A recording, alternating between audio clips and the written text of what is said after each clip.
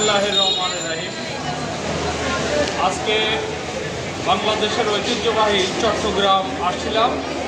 Chittagong medical college হাসপাতাল, যেটা সরকারি হাসপাতাল।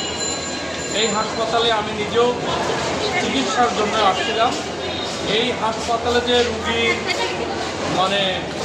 সংখ্যা, তাতে এই হাসপাতালে জায়গা দেওয়া মুশকিল।